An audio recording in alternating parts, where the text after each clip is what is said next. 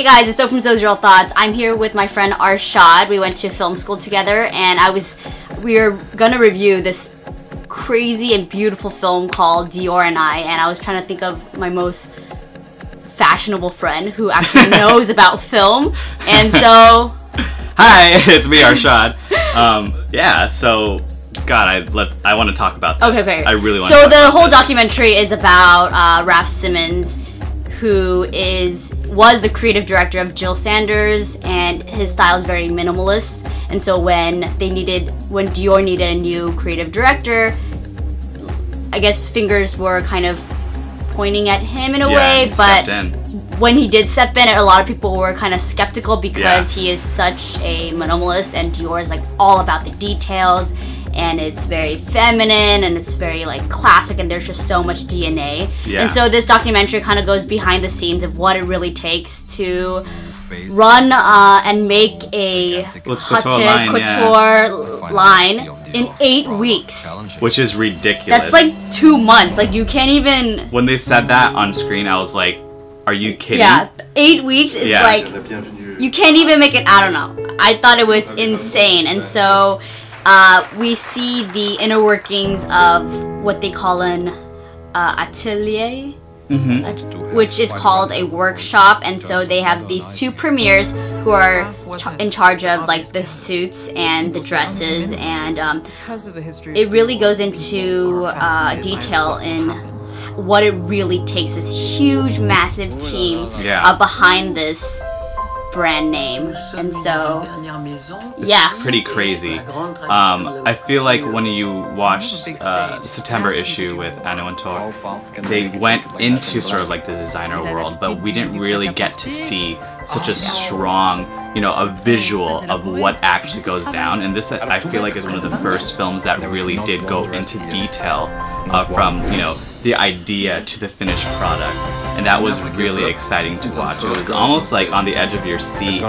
Like, I was just like in the film, like I could not take my eyes off of anything. There's so much detail and like all the people involved. It's just, I think it makes it a lot, because I do love the September issue, and I think what makes fashion film so unique is when you show something that you haven't really seen before, especially this focus in the workers, and how there's so much part of the brand, so much more than the creative director, because he is a newbie, and yet his vision is being relied on these people who are like, who have been there. There's a woman who was there for 40 years. That's like insane in one brand. She basically made all your clothes and had so much influence in kind of constructing fashion till now. And so you know, you don't really see that backstory. You don't see that behind the curtain. And it was so diverse. Like, they were like old women, young women, men who were like in it, who are very talented seamstresses, and they're just...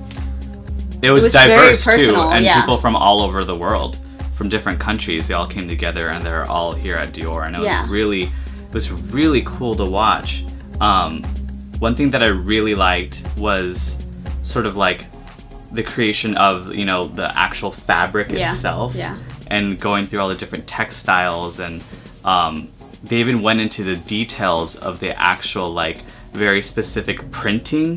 That was really intense. Like, I don't know how that works, but it kind of... And for them to say, oh, it's impossible, it's impossible. It's like, is it impossible? Like, I don't know. We're seeing it done in front of our eyes, which is so amazing. It actually, you kind of step back and you're like, this is bigger than it really, you know, than the average person would kind of, you know, imagine what goes into sort of this runway, because it's like... That runway goes on for maybe like 10 minutes at max. And this is like months of work. And so... And it's... It creates a lot of pressure, and the director, Frederick Singh, who... This is his second feature. His directorial debut was Diana Vreeland, The Eye Has to Travel, which is also... So this filmmaker has a background in fashion, and that was a fashion documentary, and he has worked on Valentino, the Last Emperor, and so he knows this world very well. And I think what I liked more about this film rather than his other films is that it's more constructed, and there's parallels to Dior and Raf Simons.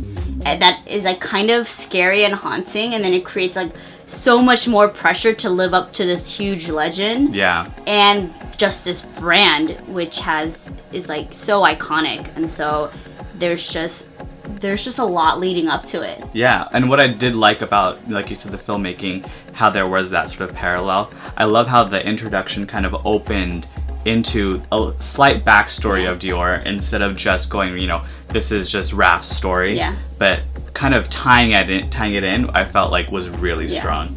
So I guess if you could try to think of the most beautiful thing that you can actually stage and have a runway on, this is probably one of them. This is it. This is like your fantasies realized, and it's so beautiful. I can't, like, there's no words really. Like, if I can't imagine actually being on that stage and being like, this is insane. I really hope that everybody goes and checks it out, or not even if you don't want to watch the film, which you should. Even as a fashion film, just get some visuals, pull up photos, because it was so awesome. But I would definitely say, watch it. Yeah. Because you see how it's made. You know, it's not. I think even as a fashion film, because it was like on the poster it said the best fashion film of this like ever.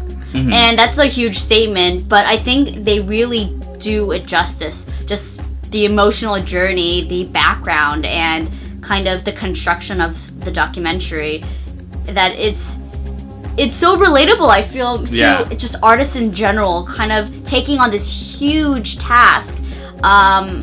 If you kind of the parallels between actual filmmaking and the fashion world, there is such a strong parallel from just the conception, the idea, to like the process of making it.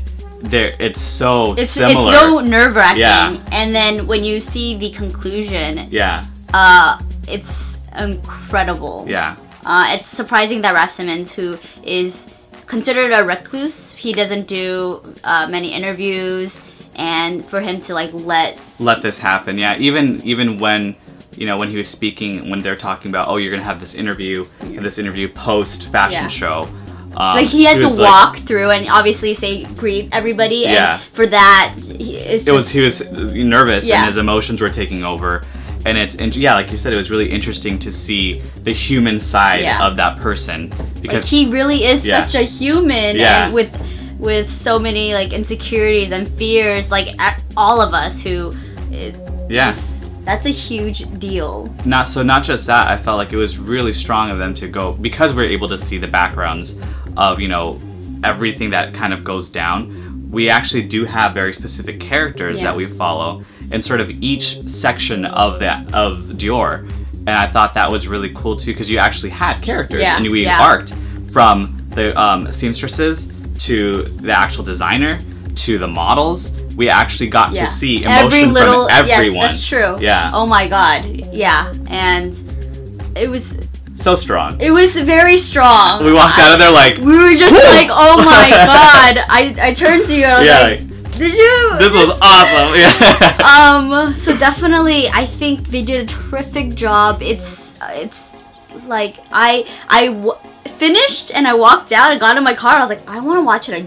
I want more. Yeah. When it ended, I was like, what happens now? Like do we get more? I mean, it was a phenomenal line, and they're continuously gonna make like mind-blowing collections. Mm-hmm. He's still there. Yeah, 2015. You know, it's funny because when the filmmaker met Raf Simons, it was that scene where he was getting introduced to all the seamstresses. Yeah. Like he didn't meet him before. Yeah. And so it's like the director himself is meeting him for the very first time, and so it's kind of like everything is new and everything is fresh. New. Yeah. Oh my god, you literally took the words out of my mouth. That's why we're here. So oh my god, I loved it so much. Regardless if you are a fashion fan, I think just the emotional journey and how well this film is really made is.